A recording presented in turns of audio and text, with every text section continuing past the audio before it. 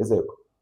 عملت فيديو من كام يوم كنت باتكلم فيه إن حقن بدائل التكميم أحسن من عمليات bariatric surgery أو جراحات السمنة، وده كان بسبب إن جات لي عيانة كانت جاية هتعمل عملية تكميم تاني يوم على طول الكشف، باقول لها: "طب أنتِ جاية ليه؟" قالت لي: "عشان أنا خايفة من العمليات ومش عارفة مضاعفاتها فعايزاك توضح لي ولو في بديل تاني إن أنا آخده من غير ما أعمل عمليات قُل لي عليه."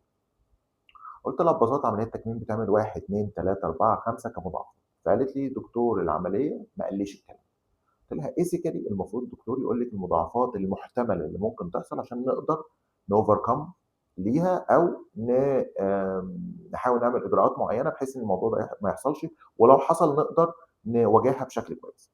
فطبعًا قُلت لها إن بيحصل نقص vitamins ونقص وَهَن وضعف وعضلات بتقِل وممكن يحصل regression للوزن، وطبعًا تيجي تاكلي لازم تاكلي الأول عصاير وبعد كده تاكلي أكل مطحون وبعد كده تاكلي حاجات بسيطة على نظام الPouch ما تاكليش أكتر من كده، ولو جربتِ تاكلي أكتر هترجعي، هيبقى شرب المَيّة ضعيف، هيحصل لِك بعض الجفاف، فلازم تعوّضيه بsupplement. فقالت لي: "كل الكلام ده أنا ما حدش قاله لي." 150 واحد ماتوا من حُقن بدايل التكميم سواء منجرو أو Wegovy، و كمان إنه في حوالي 140,000 شخص جاله مضاعفات من الحُقن دي. طب المضاعفات دي حجمها إيه؟ سهلة إن أنا أواجهها والّا لأ، العيان فضل بيها والّا لأ، حالته الصحية اتحسنت بعد قد إيه، فما أقدرش أعمم. فطلع قال كمان في آخر الفيديو إن أنت لازم عشان تاخد الحقن دي تاخدها وسط team كامل من طوارئ عشان لو حصل مشكلة تقدر تلحقها. بإذن الله الحمد لله بعد آآ محاولات كتيرة وبعد كمان دراسات كتيرة وحضور مؤتمرات كتير وتجارب، وصلنا إن إحنا بدأنا نبقى نتابع أونلاين كل يوم على أي حاجة تحصل لك عشان نقدر نلحقها. وإحنا بنحاول الناس اللي هي السمنة المفرطة مش مفرطة أوي نقدر نمشي معاهم ببداية التكميم. تمام.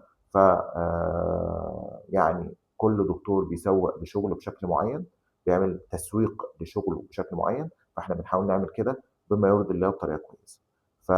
تحياتي للدكتور أسامة طه، وحضرتك عندك الحق في كل الكلام ده، ولكن المضاعفات اللي حصلت مع عدد الوفيات اللي حصلت ما كانتش بالكمية الكبيرة إن أنا أقدر أقول إن هي مضاعفاتها بقت قد مضاعفات عمليات الbariatric surgery.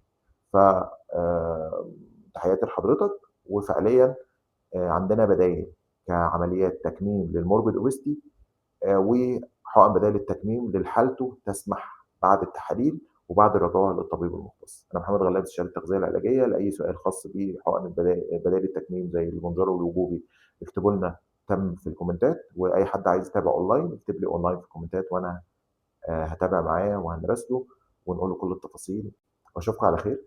سلام عليكم.